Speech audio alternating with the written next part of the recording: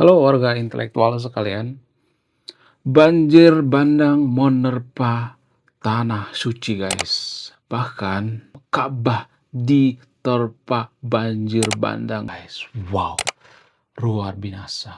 Nah yang jadi pertanyaan, kenapa bisa seperti itu? Apa alasannya? Pada saat Ka'bah dilanda banjir bandang, pada saat Ka'bah itu ya mengalami permasalahan yang sangat pelik, kemana Tuhan pada saat itu? Bukankah tanah suci itu dilindungi oleh Tuhan? Bukankah Tuhan yang Maha Kuasa itu melindungi yang namanya tanah suci?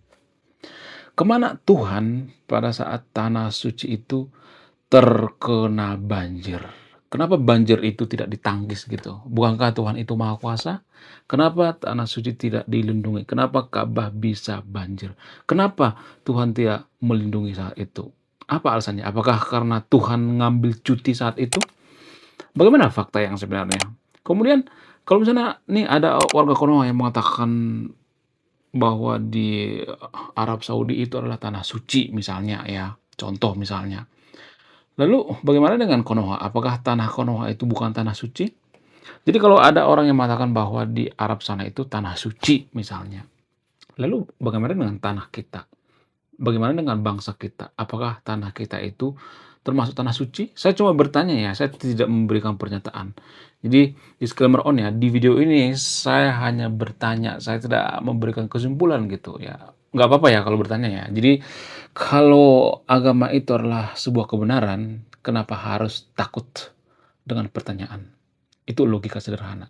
Jadi kalau ada agama mengatakan bahwa agama saya yang paling benar, agama saya paling suci, agama saya yang paling, eee, diridhoi, agama saya yang paling paling bagus sedunia, maka kalau kita bertanya, kalau mereka ngamuk berarti itu semua gugur gitu ya. Jadi agama yang bagus itu kalau ditanya ya mereka nggak marah-marah gitu ya, nggak menggeruduk gitu ya. Jadi kalau ada agama mengatakan agama kebenaran, ketika kita bertanya, mereka marah-marah berarti itu artinya agama itu bukan agama kebenaran ya kan. Jadi nggak apa-apa kalau bertanya. Jadi jangan takut dengan pertanyaan gitu ya. Nah, kalau misalnya warga Konoha mengatakan bahwa di Arab itu adalah tanah suci, lalu bagaimana dengan tanah kita? Apakah tanah kita bukan tanah suci? Apakah ini ada hubungannya dengan banjir gitu ya? Apakah ini ada hubungannya atau korelasinya dengan Konoha ya, ketika Konoha, banjir ya kita nggak terlalu sedih gitu ya, ketika kita, buang sampah sembarangan terhadap tanah kita karena kita menganggap bahwa tanah kita itu bukan tanah suci ya, hutan digunduli, kita nggak peduli dengan lingkungan sehingga apa, sehingga, eee, kita berpikir bahwa tanah kita itu bukan tanah suci, kita nggak jaga gitu ya. Sementara di Arab sana kita berpikir bahwa tanah itu adalah tanah suci dan kita cium-cium gitu tanah itu ya, kemudian kita sayangi tanah suci yang ada di, negeri orang gitu. Apakah ini ada korelasinya atau tidak? Sehingga kita tidak mencintai tanah air kita sendiri? Apakah ini berkorelasi? Apakah karena kita menganggap bahwa tanah kita itu bukan tanah suci sehingga kita tidak mencintai tanah air kita? Bagaimana fakta yang sebenarnya? Kemudian kenapa ada istilah tanah suci? Apakah ini semacam trik marketing gitu? Apakah ini semacam, supaya, eee, di Arab Saudi itu misalnya nih ya orang datang ke sana berbondong-bondong terus ya tiap tahun ya, tiap hari, tiap menit gitu ya, sehingga mereka dapat duit dari sana, dapat cuan dari sana, dapat fulus dari sana. Apakah ini, semacam trik marketing atau tidak? Saya cuma bertanya ya, saya tidak memberikan pernyataan ya. Beda ya bertanya dengan memberikan pernyataan. Saya cuma bertanya, apakah ini cuma trik marketing supaya ya warga Konoha itu kalau punya duit, ya mereka menabung sehingga mereka pergi ke luar negeri ya untuk, sekedar naik haji, umroh dan sebagainya, lalu mereka meninggalkan, devisa di sana ya. Apakah ini semacam trik daripada orang-orang Arab itu sendiri sehingga mereka dapat cuan tiap hari, tiap menit, tiap detik. Apakah ini strategi, yang sangat luar biasa atau S3 marketing? Bagaimana menurut kalian? Kemudian kalau misalnya kita berpikir secara rasional misalnya, bagaimana dengan Konoha? Kalau misalnya nih Candi Borobudur itu dijadikan seperti tanah suci misalnya, apakah ini bisa dijadikan seperti tanah suci gitu? Ya Candi Borobudur itu misalnya kita jadikan sebagai tanah suci. Oh, ini adalah tanah suci sehingga orang berbondong-bondong ke sana pergi umroh ya, umroh ke Borobudur ya, kemudian seluruh dunia datang ke Borobudur untuk apa? Untuk umroh, ibadah, ya haji dan sebagainya. Misalnya nih ya, saya bertanya ya, apakah ini, mmm, semacam, menjadikan negara kita semakin maju? Karena apa? Karena duitnya ya muter di Candi Borobudur? Apakah ini S3 marketing? Bagaimana menurut kalian? Ya coba tulis di kolom komentar ya. Kemudian bagaimana fakta yang sebenarnya?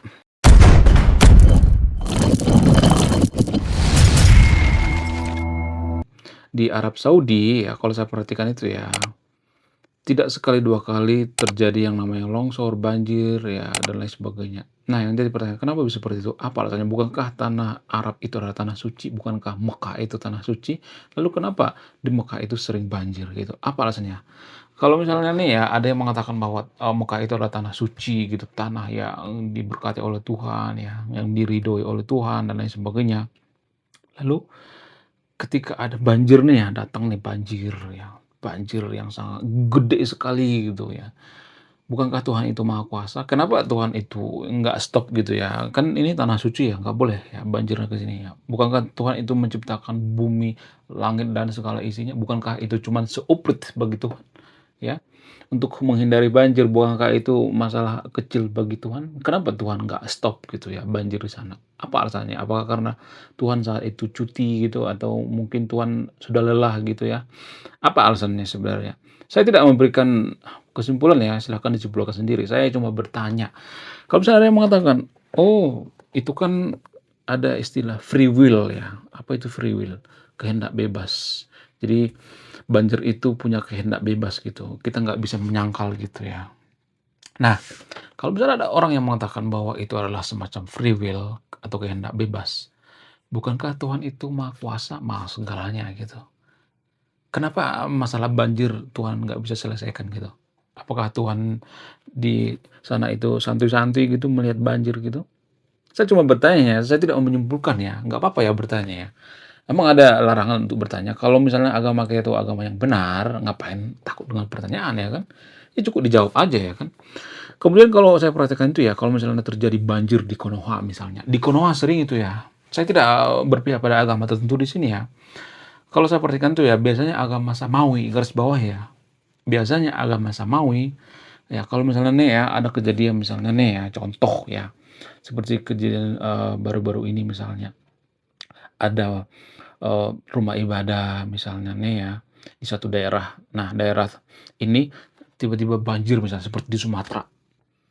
Nah, ketika banjir memporak-porandakan Sumatera ya, tiba-tiba ada berdiri rumah ibadah, katakanlah gereja atau masjid gitu. Tidak rubuh gitu gerejanya atau masjidnya, tapi rumah-rumah yang lain pada rubuh, ya kemudian banyak korban, banyak orang yang meninggal, ya. Nah, biasanya warga Konoha itu akan mengatakan, "Ini adalah kuasa Allah, ini adalah kuasa Tuhan, masjid kita nggak hancur." Ya, kalau orang Kristen biasanya mengatakan, "Ini adalah kuasa daripada Tuhan Yesus Kristus." Kuasa Tuhan Yesus Kristus sangat kuat sekali. Di pinggir danau Toba pernah kejadian tuh dulu ya, ada, terjadi longsor, lalu gereja nggak kena, tapi samping gereja itu kena. Lalu banyak rame-rame warga Konoha mengatakan, "Oh, ini adalah kuasa daripada Tuhan, Tuhan Yesus," ya. Masjid juga seperti itu ya. Kalau ada masjid yang nggak kena banjir tuh biasanya mereka mengatakan seperti ini adalah kuasa daripada Tuhan ya.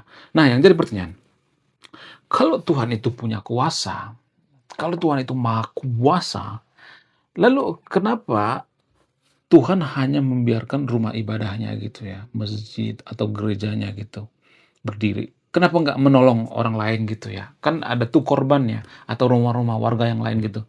Kenapa Tuhan ya seolah-olah dalam hal ini rasis gitu ya? Dia hanya menyelamatkan rumah, ibadah gitu ya, lalu yang lain nggak diselamatkan gitu. Apakah Tuhan itu maha rasis? Tuhan itu kan maha segalanya ya. Ya nggak sih? Saya coba bertanya ya, saya tidak memberikan jawaban ya. Kenapa gitu ya? Bukankah Tuhan itu Maha Kuasa? Lalu kenapa dia tidak men-stop banjir itu? Lalu kenapa dia tidak men-stop longsor itu? Kenapa dia nggak men-stop kejadian itu? Kenapa? Apa alasannya? Kalau saya mengatakan seperti ini, pasti banyak warga Konoha yang standar ganda. Mereka akan mengatakan, ya bahwa Tuhan itu kadang murka gitu ya, pemarah gitu ya, hukuman gitu. Ya biasanya seperti itu. Inilah hukuman gitu ya terhadap umat manusia. Nah, yang jadi pertanyaan, apakah Tuhan itu bipolar? Saya cuma bertanya ya, Tuhan itu kan maha bijaksana, maha baik. Lalu di sisi lain dia maha penghukum gitu. Jadi kalau misalnya ada seseorang nih ya, dia tuh bijaksana, ya pemurah, baik. Lalu tiba-tiba dia maha menghukum gitu. Berarti bipolar ya? Ya nggak sih? Jadi berkepribadian ganda. Apakah Tuhan itu berkepribadian ganda? Saya cuma bertanya ya, saya tidak berpihak pada agama tertentu di sini ya. Saya mengajak yang untuk berpikir gitu ya, logis ya. Jadi mari kita berpikir secara logis ya. Dan saya juga tidak mengatakan bahwa yang saya ucapkan ini benar ya. Saya cuma bertanya, bertanya dan bertanya. Ya. Kemudian kalau misalnya ada yang mengatakan, oh ini adalah free will gitu ya, kehendak bebas. Nah, yang jadi pertanyaan, kalau misalnya nih ada orang yang mengatakan bahwa ini free will kehendak bebas, berarti secara tidak langsung orang seperti ini mengatakan bahwa Tuhan itu tidak punya kuasa. Iya nggak sih? Kalau misalnya nih semua yang terjadi ya kejadian-kejadian itu free will misalnya, kehendak bebas, berarti secara tidak langsung Tuhan itu tidak punya kuasa. Iya nggak sih? Cara gitu sebenarnya. Coba tulis di kolom komentar ya, bagaimana pendapat Anda. Saya tidak menjudge ya jawaban Anda ya. Saya tidak menjudge apakah jawaban Anda benar atau salah, saya tidak menjudge ya. Saya hanya mengurai gitu ya, mengajak kita untuk berpikir. Kenapa saya bahas ini? Karena apa? Karena ini mempengaruhi kemajuan bangsa kita, guys. Jadi kalau kita berpikirnya itu tidak rasional, tidak logis gitu ya. Jadi kalau saya perhatikan di sini ada semacam ketidaklogisan gitu dalam berpikir, ada semacam standar ganda. Jadi kita semacam cherry picking gitu ya, memilah-milah gitu ya. Dalam istilah, ilmu pengetahuan ya, biasa disebut dengan bias ya. Ini semacam bias ya. Dalam berpikir itu manusia biasanya punya bias dan standar ganda, atau cherry picking ya. Jadi, kalau informasi itu menguntungkan bagi kita, biasanya kita akan membela informasi itu. Contoh ya, masjid misalnya atau gereja misalnya nggak pernah banjir misalnya. Nah, biasanya kita akan mengatakan, "Oh, ini adalah kuasa Tuhan." Tapi ada banyak masjid yang rubuh lagi gitu ya. Misalnya ya, ada 10 masjid yang rubuh, satu nggak rubuh misalnya di suatu daerah misalnya. Di Aceh, zaman dulu waktu tsunami kan gitu. Ada satu masjid nggak rubuh, ya masjid yang sangat kuat sekali. Tapi ada puluhan masjid yang rubuh gitu. Tapi mereka nggak berpikir itu gitu ya. Mereka mengabaikan itu, informasi itu. Mereka menutup mata gitu ya, dengan kacamata kuda gitu ya. Mereka berpikir bahwa inilah kuasa Tuhan gitu, kuasa Allah, masjid nggak rubuh, gereja nggak rubuh. Tapi ada ratusan gereja yang rubuh gitu, ya kan?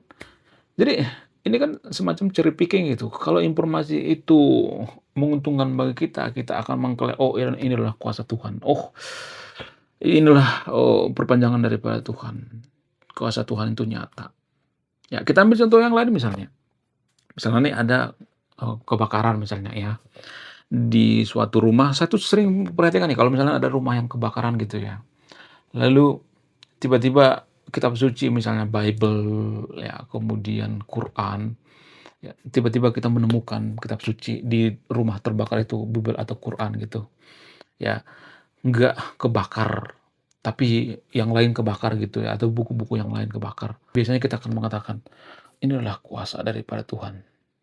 Ya, tapi ya sialnya ada 5 atau 6 kitab suci di rumah itu, yang lima-limanya kebakar, sisa satu misalnya ya.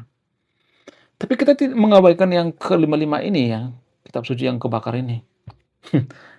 Kita mengabaikan itu, biasanya kita fokus pada yang satu yang selamat ini. Jadi ini namanya licik dalam berpikir ya, bias, bias kognitif ya, biasanya disebut dengan, seperti itu ya, istilah seperti itu. Ya, cherry picking ya. Jadi kita hanya mencari informasi yang, kita mau gitu ya. Menurut kalian gimana? Kenapa ada orang seperti itu? Apa alasannya? Apakah dari kecil kita diajari seperti itu? Apakah ini faktor didikan gitu? Jadi ini mempengaruhi kemajuan bangsa kita, guys. Kenapa saya mengatakan seperti itu? Karena gini, guys. Jadi dalam memilih pemimpin juga kita seperti itu kalau kita perhatikan. Kalau kita udah cinta, Ya contoh misalnya, udah cinta dengan Pak Prabowo, udah cinta dengan Pak Jokowi, udah cinta dengan KDM, atau siapapun tuh, Pak Anies dan lain sebagainya. Kalau dia melakukan kesalahan, kita cenderung menutup kesalahannya itu. Kita hanya melihat kelebihan-kelebihannya terus gitu, kita expose terus ya. Dan algoritma juga bekerja seperti itu. Makanya di media sosial kita itu ya, kalau kita mencintai Jokowi, maka yang memuji-muji Jokowi itu konten-konten seperti itu akan bermunculan ya, akan berdatangan ke kita. Sementara ya konten-konten yang mengkritik Pak Jokowi itu biasanya kita hindari dan jarang muncul di algoritma uh, handphone kita gitu, di beranda kita. Jadi ini semacam bias, guys. Ya, apakah warga Konoha seperti itu? Banyak warga Konoha seperti itu dan saya hanya bertanya ya, saya tidak menyimpulkan ya, kenapa bias seperti itu? Jadi kalau saya perhatikan ya biasanya negara-negara maju nggak seperti itu. Ya, mereka menghindari hal seperti ini. Mereka itu nggak terlalu bias gitu ya dalam berpikir juga mereka nggak terlalu bias. Karena apa? Karena mereka adalah masyarakat membaca.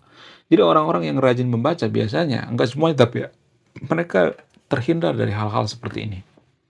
Ini namanya berpikir logis gitu ya, logik. Dan biasanya siswa-siswa di negara maju itu diajarkan hal seperti ini. Itulah alasannya kenapa mereka maju, karena berpikir mereka itu logik. Dalam memilih pemimpin juga mereka nggak bakal salah gitu ya. Susah mereka melakukan kesalahan. Karena apa? Karena kalau pemimpin itu salah, ya salah aja gitu. Tapi kalau di Konoha nggak, fanatik ya. Ada semacam cherry picking seperti yang saya katakan tadi itu ya. Kalau misalnya nih ada calon presiden yang kita pilih atau calon pemimpin misalnya ya, dia punya segudang kesalahan misalnya, ada 10 kesalahan, terus 2 kebaikan. Kita akan fokus ke kebaikan-kebaikan ini terus. Ya, bukan berarti saya berpikir negatif ya, bukan ya, tapi saya mengajak yang nonton video untuk berpikir jujur gitu. Kenapa kita fokus pada cuman kebaikan 2 ini doang gitu? Kenapa nggak, kita nggak jujur gitu ya, nggak netral gitu. Dia melakukan banyak kesalahan, terus ada kebaikannya 2, ini yang, kita pertahankan terus, itu kan nggak fair ya. Sehingga kita sering, memilih pemimpin yang salah. Ini mempengaruhi kemajuan bangsa kita. Cara berpikir seperti yang saya katakan tadi tuh, yang saya analogikan dengan, rumah ibadah itu, ini kebawa-bawa dalam memilih pemimpin, guys. Nah, kalau kita salah memilih pemimpin, itu artinya ini berdampak pada kemajuan bangsa kita, nasib bangsa kita. Pemimpin itu berpengaruh, guys. Suka tidak suka, pemimpin itu berpengaruh karena pemimpin itulah yang ya bikin undang-undang ya, kemudian kebijakan-kebijakan, harga makanan ya, bahan pokok dan sebagainya. Bahkan ya cara kita kawin juga ya diatur oleh undang-undang. Yang bikin undang-undang siapa? Pemimpin. Kalau kita salah memilih pemimpin, maka nasib bangsa dipertaruhkan. Ya. Jadi mungkin nanti sahabat ini berpikir bahwa ngapain sih saya bahas ini, kok nggak kurang kerjaan banget. Ya ini berpengaruh, guys ya. Kalau saya perhatikan ya, kalau saya jeli itu ini berpengaruh banget ya untuk kemajuan bangsa kita. Nah, yang jadi pertanyaan, kenapa di Konoha itu banyak seperti itu? Apa alasannya? Kalau saya boleh ngasih saran ya, saya tidak mengatakan bahwa jawaban saya paling benar ya. Karena ada semacam tradisi ya. Jadi tradisi kita dalam beragama itu seperti itu, guys. Kalau informasi itu menguntungkan bagi agama kita, maka kita akan mengklaim kebenaran itu. Kalau tidak menguntungkan, kita akan mengatakan, oh nggak benar, itu hoax gitu.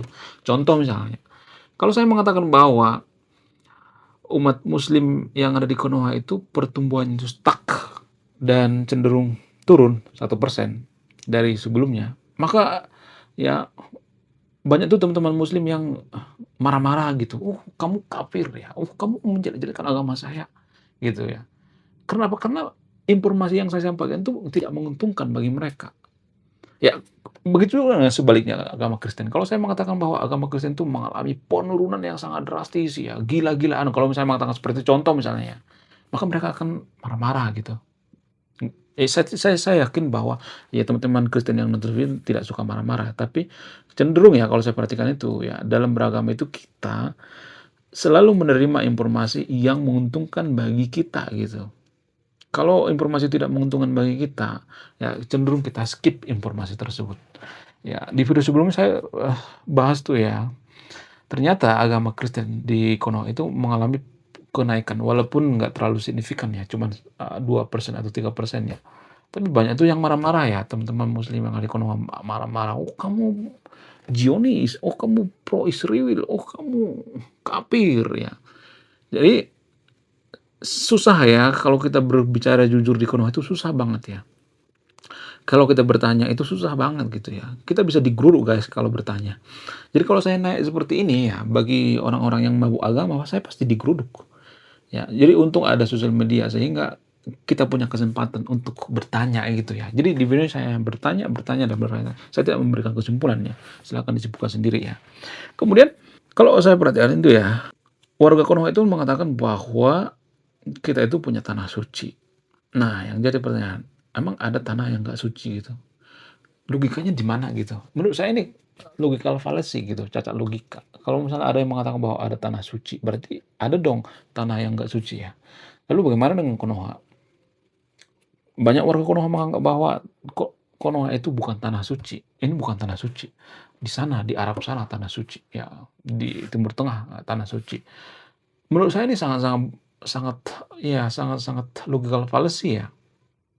Apa hubungan prinsip seperti ini dengan atau apa korelasi prinsip seperti ini dengan kemajuan bangsa kita? Sangat berkorelasi. Jadi gini, kalau kita menganggap bahwa tanah kita itu bukan tanah suci, maka kita biasanya akan buang sampah sembarangan. Kita tidak akan menjaga tanah kita. Mau hutan digunduli, bodoh amat ya.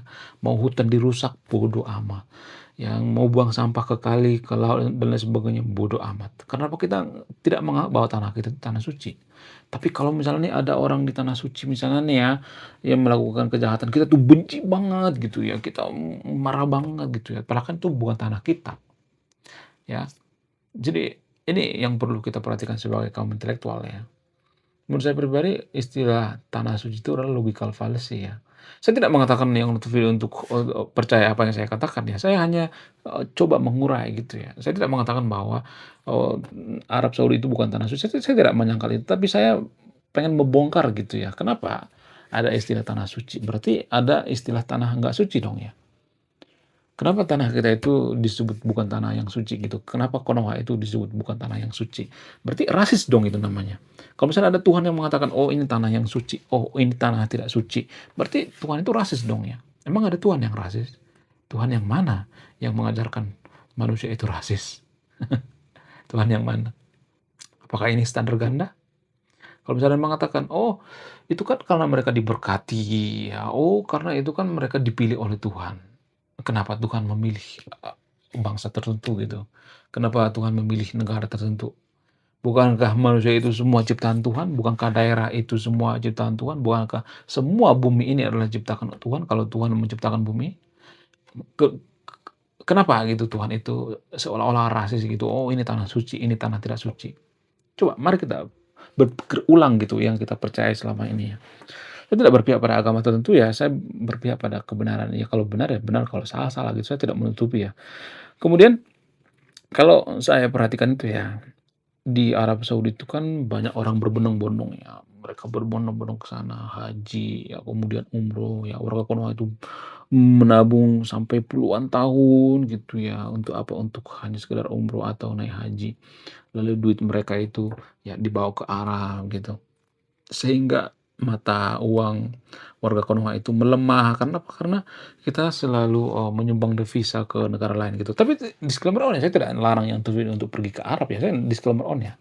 Nah yang jadi pertanyaan, kenapa ada daerah yang dispesialkan gitu? Kenapa ada bangsa yang dispesialkan gitu? Kenapa ada negara yang dispesialkan? Apakah ini semacam trik marketing gitu?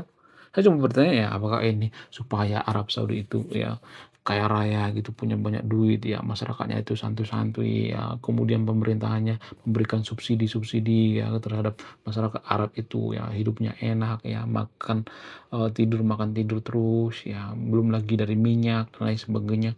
Sehingga ya ada orang yang dikorbankan misalnya nih ya warga Konoha ya menabung bertahun-tahun ya demi pergi ke Arab, mereka meninggalkan devisa di sana yang dapat untung siapa? Arab.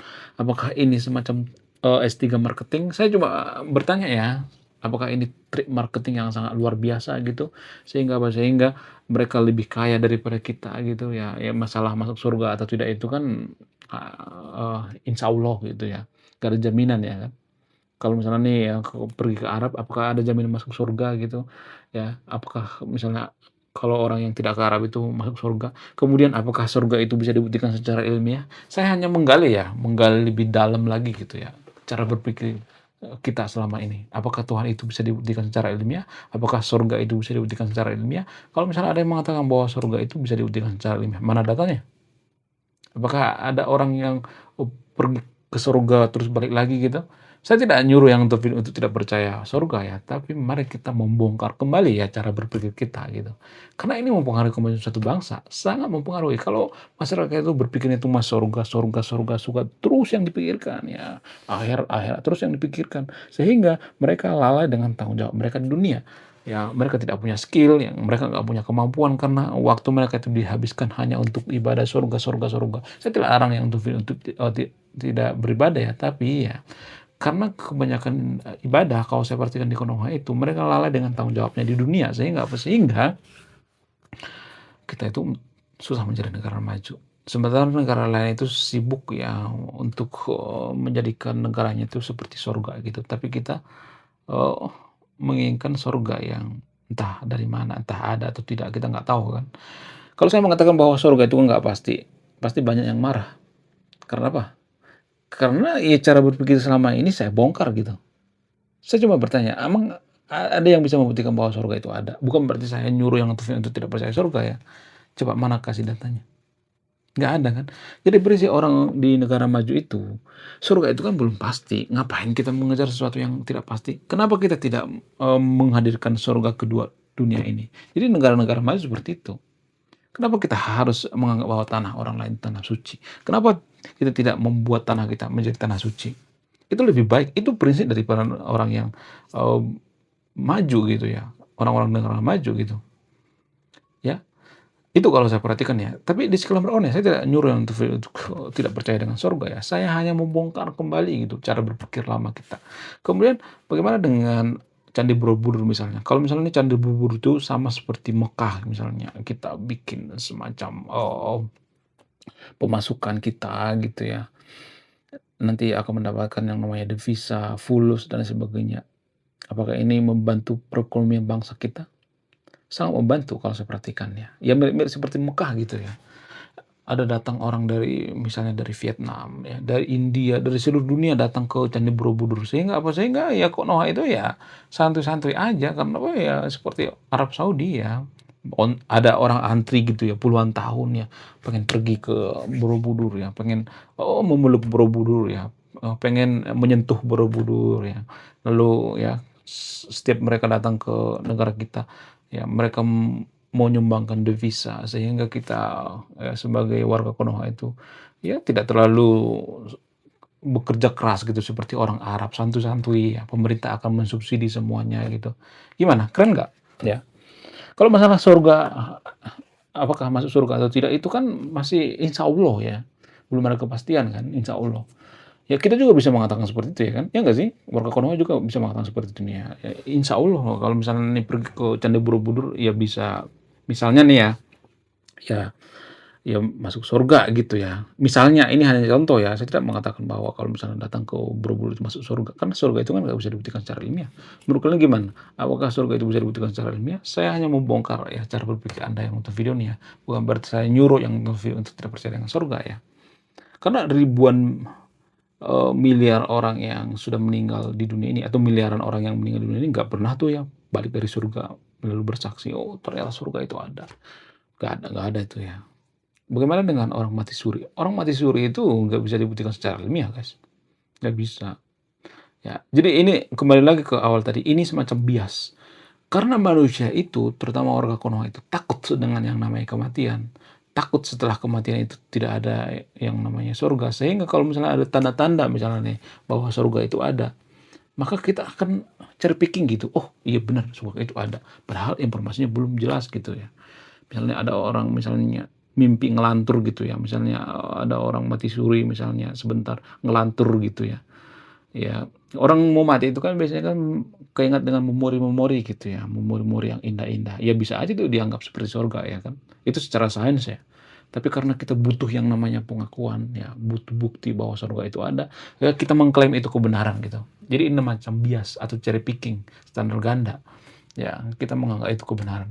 Jadi warga Konoha banyak yang seperti itu guys ya. Tapi kalau saya ngomong seperti ini nanti saya dianggap PKI, ateis, tidak beragama gitu. Jadi berbeda pendapat di Konoha itu artinya musuhan gitu. Jadi mudah-mudahan yang nonton video ini jangan berpikir bahwa saya itu musuh ya. Saya cuman ngajak yang untuk berpikir ulang lagi gitu tradisi kita dalam beragama selama ini. Oke? Sekian video ini, terima kasih sudah menonton. Saya kamu intelektual, salam regional.